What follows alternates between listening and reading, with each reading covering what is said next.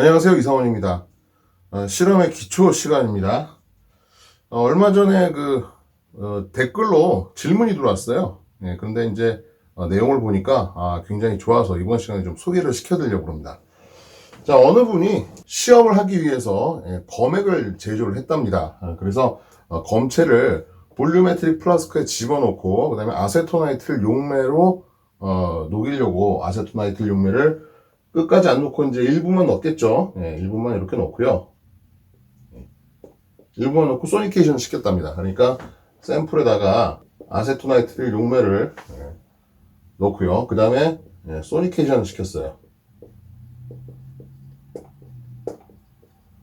자, 그래서 소니케이션 시킨 다음에 이제 어떻게 해요? 다 녹은 걸 확인한 다음에 표선까지 용매를 부어서 맞추면 되겠죠. 그래서 이제 스톡 솔루션을 제조를 하려고 하는데, 소니케이션을 시키고 나면은 아무것도 안 했는데 볼륨이 이렇게 증가했답니다. 요만큼이 볼륨이 증가했다. 자, 그래서 볼륨이 증가했지만 그래도 어느 정도 뭐 아직도 남는 부분이 있으니까 거기다가 이제 아세토나이트를 부어서 항상 스톡 솔루션을 만들었는데 그렇게 해도 될까요? 라고 하는 게 질문이고, 두 번째 질문은 소니케이션을 얼마나 시켜야 될까요?가 이제 두 번째 질문이었죠.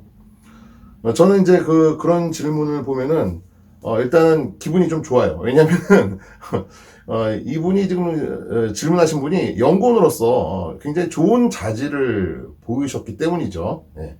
보통 이제 녹이기 위해서 볼 플라스크에다가 검체 넣고, 그 다음에 이제 용매 집어넣은 다음에 소니케이션 시키고 꺼내잖아요. 그러면은, 녹았나 안 녹았나만 확인을 하지, 부피가 증가했는지, 그렇지 않은지를 사실 관찰해내기는 쉽지가 않아요. 그런데 이분은 그 미세한 차이를 관찰을 해내신 거죠. 그러니까 일단은 관찰력만 보고는 굉장히 연구원으로서의 자질이 높다. 이렇게 제가 말씀드릴 수가 있겠습니다. 그런데 이제 아쉬운 거는 그런 질문을 받으면 이제 저는 또 이 약간의 뭐라 그러죠? 좀 약간 그런 뭐가 발동해요. 혹시 여러분들 소크라테스의 삼파술이라고 아십니까? 뭐냐면은 소크라테스는 이제 이게 질문을 받잖아요. 그럼 바로 대답을 안 하고 반문을 한답니다. 서로 주거니 받거니 계속적으로 질문과 대답을 하면서 질문하는 사람이 언젠가 스스로 진리를 깨우치게 만드는 이제 그런 식의 어떤 방법을 썼다고 그러죠. 그걸 이제 보통 소크라테스의 삼파술이라고 얘기를 하는데, 저도 가끔 이제 그런 걸 쓸 때가 있어요. 그래서 바로 대답을 안 해드리고 일단은 물어봤죠. 반문을 했습니다.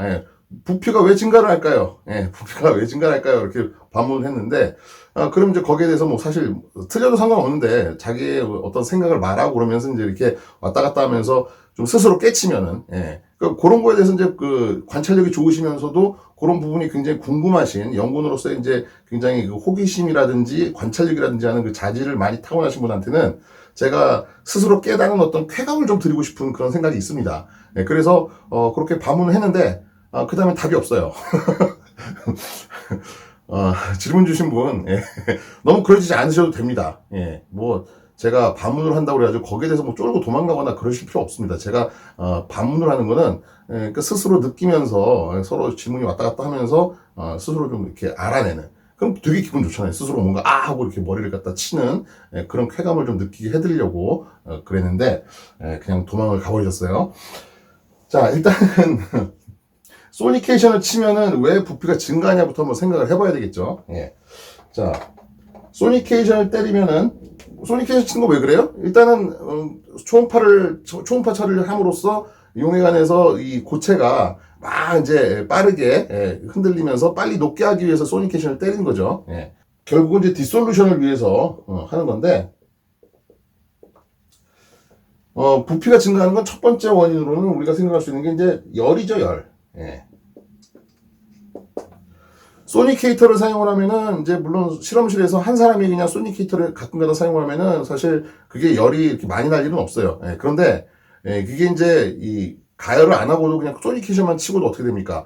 물 문자가 계속 떨리니까, 하루 종일 틀어놓으면은 열이 납니다. 뜨끈뜨끈해요. 그러니까 이 실험실에서 여러 사람이 이제 하나의 소니케이터를 가지고, 초음파 처리를 한다라고 하는 경우에는 하루 종일 소니케이터에 있는 물이 뜨거울 수밖에 없겠죠. 그래서 그런 뜨거운 물에다가 이런 이제 그 아세토나이트 용매를 집어넣은 이제 이렇게 플라스크를 넣게 되면은 당연히 이 액체가 팽창을 하니까 그러면 이제 부피가 증가할 수가 있습니다. 그래서 첫 번째는 이제 열 때문이고요. 두 번째 부피가 증가할 수 있는 가능성은 뭐냐면은 용매에다가 어떤 용지를 집어넣어서 녹이게 되면은 용질에 의해서 부피가 증가할 수도 있죠. 그래서 솔루트에 의한 용매에 녹아 들어가는 솔루트에 의한 부피 증가도 우리가 생각할 수가 있죠. 그런데 여러분들이 뭐 물에다가 설탕이나 소금을 녹여 보셔서 아시겠지만은 보통 물 분자하고 그 다음에 이제 설탕 분자, 소금 분자가 아주 균일하게 물 분자 사이사이 다 섞여 들어가서 잘 섞이는 경우에는 그렇게 부피 변화가 크진 않아요. 그런데 이제 가끔 가다 보면은 이제 뭐 용 들어가는 검체 양이 많다든가, 그죠? 검체 부피 자체가 많다든가 하는 경우에는 이제 당연히 부피가 증가할 수가 있겠죠. 또 세 번째는요. 세 번째는 외부로부터 이제 들어오는, 그죠? 이거는 일종의 뭐라고 할 수 있냐면 이제 오염이라고 할 수 있는 거죠. 그러니까 여러분들 뭐 보통 이렇게 이런 플라스크, 볼 플라스크 뭐 뚜껑을 막고 나서 이제 그 소니케이터에다가 수조에다 집어넣는다고 하더라도 어차피 만약에 수조에 들어있는 물의 양이 많아서 만약에 이제 여기까지 채웠는데 물의 높이가 여기 뭐 이만큼이다. 그러면 어떻게 돼요? 물의 부력 때문에 이게 떠가지고 옆으로 이렇게 기울어져가지고 넘어진단 말이죠. 그러면은 잘못하면은 뚜껑을 안 막는 경우에는 이제 이 안으로 물이 들어갈 수도 있고요. 아니면은 뚜껑을 막았다고 하더라도 꽤 오래 옆으로 누워 있으면 이제 물이 들어갈 수도 있죠. 그래서 외부로부터 이제 물이 유입되는 경우, 그죠? 뭐 그다음에 이제 뭐 네 번째는 뭐가 있어요? 뭐 일부러 사람이 뭐 옆에 있는 동료가 연맥이려고 이제 뭐 거기다 뭐 집어넣는 경우, 그죠? 뭐 이런 여러 가지 경우가 있을 수가 있죠. 근데 가장 가능성이 있다고 생각하는 건 결국은 뭐냐면 이 두 개고요. 그 중에서 제 경험상으로 봤을 때 가장 흔한 경우는 이제 열에 의한 부피 팽창이다라고 볼 수가 있습니다. 그렇다고 제가 뭐 무조건 열에 의한 것이다라고 말하기는 좀 힘들어요. 그래서 그럴 때는요, 스스로 확인을 해보셔야 되죠. 그러니까 사실 저한테 이런 현상에 대한 원인이 뭘까요? 라고 항상 이렇게 물어보시는 분들이 많은데 저는 그거를 정확하게 몰라요. 모르는데 무엇 때문에 그렇게 되는지를 확인할 수 있는 방법은 제가 알려드릴 수 있습니다. 지금 보시면은 자 처음에 요만큼 이제 뭐 넣었다 한번 생각을 해봅시다. 요만큼 넣었어요. 자 그러면은 여기는 당연히 검체가 들어있을 거예요. 그죠? 검체가 들어있을 거고. 자 그러면은 똑같은 용량의 플라스크를 또 하나 더 준비를 합니다. 이런 식으로 똑같은 용량의 플라스크를 하나 더 준비를 해서 자, 똑같은 용량인데, 이제 같은 재료사이자, 그 다음에 이제 그 표선의 높이도 거의 비슷한 것이 좋겠죠. 그래서, 거기다가 처음에 넣은 샘플을 집어넣은, 검체를 집어넣은 용매 높이만큼의 똑같은 용매, 똑같이 아세토나이트를 넣어주십시오.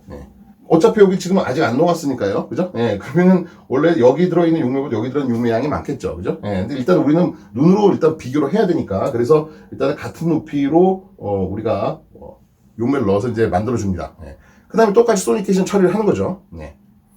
자, 그랬을 때, 소니케이션을 시켰더니, 요것도 검체가 들어있는 플라스크의 이 용액의 부피도 증가하고, 그 다음에 용매만 집어넣은 플라스크의 용액 부피도 증가를 했다. 똑같이. 그러면 이제 우리가 어떻게 결론을 내릴 수 있어요? 이거는 용매 자체가 열에 의해서 지금 부피가 팽창한 거다라고 생각할 수가 있는 거죠. 아니면은, 다 녹았는데, 이거 다 녹았어요. 이거는 어차피 처음에 없었죠. 그런데 다 녹고 나니까 요놈보다는 요놈이 좀 더 많이 이렇게 올라왔더라. 라고 한다면은, 그죠? 그리고 원래는 처음부터 뭐 용액의 부피는 뭐 이렇게 크게 차이가 안 났는데 요만큼 더 올라왔다라고 한다면 어떻게 돼요? 그거는 용질에 의해서 부피가 팽창하는 것이죠. 아니면 둘 다 올라오고 요놈이 좀 더 올라왔다 그러면 어떻게 해요? 열에 의해서도 영향을 받을 수 있고 용질에 의해서도 영향을 받을 수가 있다. 우리가 이렇게 결론을 내릴 수가 있습니다. 그래서 그렇게 우리가 원인을 찾아낼 수가 있고요. 자 그러면은 일단 열이다. 열에 의해서 부피가 팽창했다. 그럼 이제 우리가 그 다음에 어떻게 해야 되겠습니까? 그때는 처음에 녹여줬을 때의 온도와 그 다음에 나중에 소니케이션을 닫힌 다음에 온도를 서로 똑같이 맞춰줄 필요가 있는 것이죠. 여러분 혹시 이런 경험 하신 적 있으세요? 분명히 표선 밑으로까지만 용매를 채워가지고 소니케이션을 시켰는데 소니케이션 다 시키고 나서 다 녹이고 난 다음에 확인을 해보니까 표선을 넘어가지고 이렇게 있는 경우 있으신 분이 아마 있을 거예요. 예. 그럼 왜 그런 거예요? 이거는 당연히 온도가 올라가서 이제 부피가 팽창한 거죠. 예. 그래서 이런 경우는 이거 내가 뭐 잘못 넣었나? 예. 뭐 혹시 중간에 뭐 다른 게 오염돼서 들어갔나? 이렇게 생각하지 마시고요. 온도를 낮추시면 어떻게 돼요? 다시 이제 부피가 감소하면서 내려가게 되겠죠. 예. 그래서 여러분들이 온도에 의한 그 부피의 변화, 액체 부피의 변화도 우리가 생각보다 굉장히 클 수가 있으니까 그런 부분도 감안을 해서 용액을 만드시는 게 좋다. 그러니까 사실은 공정서라든지 시험법에는 자세히 안 나왔지만은 검액과 표준액 사이에 검액을 만들 때는 어떤 게 좋다? 같은 온도, 같은 압력 하에서 용액을 만들어서 그죠? 예, 그렇게 하는 것이 정확한 실험을 할 때 훨씬 도움이 되겠죠. 그래서 관찰을 잘 하시는 것도 좋은데 관찰한 내용들을 한번 자기가 아는 지식선에서 사실 열을 가하면은 액체 부피가 팽창한다. 그죠? 예, 액체 부피가 팽창하고 기체 부피도 팽창한다는 사실은 아마 다들 아실 거잖아요. 그죠? 예, 그러니까 알고 있는 지식을 거기다가 접목을 시켜가지고 원인을 잘 파악할 수 있는 그런 훈련을 하셔야 나중에 다른 연구를 할 때도 훨씬 더 도움이 되십니다. 이게 여러분들 이제 질문을 보면은, 물론 저는 이해를 합니다. 예, 이제 일을 하는 입장에서는 원인을 밝히는 것보다는 일단은 내가 한 것이 맞냐 안 맞냐, 그죠? 예, 그거 먼저 따지시고요. 그 다음에 문제가 생기면 이거 문제 어떻게 풀어야 되느냐. 이제 일단 그거에 굉장히 많이 포커스가 돼 있어요. 그래서 그런데 이제 거기에다 제가 이제 대답을 해드릴 때 자꾸만 이제 원인이라든지 이런 것들 자꾸 이제 얘기를 하거든요. 그러면은 물론 여러분들이 무슨 생각을 하고 계신지 다 알아요. 뭐 원인이고 나발이고 다 필요 없고 나는 뭐가 맞는지 어떻게 하면 이 잘못된 걸 갖다가 지금 해결할 수 있는지 이걸 달라 라고 하는 여러분들의 의도와 마음속 뜻은 다 알고 있어요. 예, 근데 그럼에도 불구하고 제가 물건을 팔거나 뭐 이런 거라면은 그냥 뭐 고객이 원하는 게 이거니까 이렇게 맞춰드리겠습니다 하면 되겠는데, 어차피 여러분들이 계속적으로 실험실에서 일을 하실 거면은 그런 비슷한 상황을 계속해서 앞으로 만나실 거예요. 예. 그러면은 지금 그런 원인들을 하나하나 밝혀가면서 좀 약간 늦더라도 그렇게 가시면은 앞으로 여러분들이 일을 하시는데 훨씬 더 빠르고 편하게 일을 하실 수가 있습니다. 예. 그래서 먼저 그것들을 겪어본 사람으로서 드리는 말씀이니까요. 예, 여러분들이 뭐 강제도 아니고 권고 사항입니다. 예, 그러니까 여러분들 좀 그런 저의 뜻을 좀 여러분들이 잘 알아주시기 바라고요. 그 다음에 이제 또 하나가, 또 드릴 말씀이 뭐냐면, 이제 플라스크 같은 것들, 뭐 이렇게 워터베스라든지 소니케이터 같은 데, 집어 넣어가지고 이제 이렇게 쓰시잖아요. 예. 그럼 아까 말씀드렸다시피, 수면보다 지금 플라스크 안에 들어있는 용매의 부피가 좀 더 적은 경우는 어떻게 돼요? 부력 때문에 이게 이제 떠가지고 옆으로 이제 쓰러질 수가 있단 말이죠. 예. 그래서, 많이 쓰는 게 이제 여기다가, 납으로 만든 눌러주는 그런 이제 기구를 사용을 합니다. 네, 그래서 혹시 이제 이걸 모르시는 분이 계실까봐 미리 말씀드리는데, 이 플라스크에다가 이 링 모양으로 이렇게 끼워가지고 여기다 이렇게 끼워가지고 플라스크를 무겁게 이렇게 눌러주는 그런 기구가 있습니다. 그래서 위에서 보면 생긴 게 이제 이런 링 모양도 있고요. 이렇게 링 모양으로 생겨가지고 뭐 여기 이제 뭐 빨간색, 노란색, 파란색 뭐 이런 식으로 이제 두껍게 코팅을 해놨어요. 뭐 이렇게 생긴 것도 있고, 아니면 이제 뭐 링인데 중간이 이제 뚫렸죠. 중간이 이렇게 뚫려가지고 뭐 이렇게 생긴 것도 있습니다. 그래서 이런 걸 갖다가 이제 여기다가 눌러가지고 사용을 하시면 되고요. 보통 요거 이제 무슨 이름으로 파냐면은 플라스크에 사용하는 이제 레드 링이죠. 왜냐면 납이니까, 그죠? 납일 때는 레드라고 읽어요. 그래서 레드 링인데, 또 이거 파는 사람들은 또 이거를 또 신경 안 쓰고 그냥 리드링이라고 그래, 리드링. 환장하겠어, 진짜. 그래서, 레드링이라고 검색을 하시면 안 나올 수가 있고, 리드링이라고 검색을 하셔야지 좀 많이 나올 수가 있습니다. 아니면 이제 다른 말로 뭐라고 그러냐면, 다이버링. 이것도 그냥 이름이 되게 직관적이에요. 다이버가 이제 물속으로 푹 잠수하는 거잖아요. 그래서, 플라스크를 푹 잠수시킨다 해서 다이버링.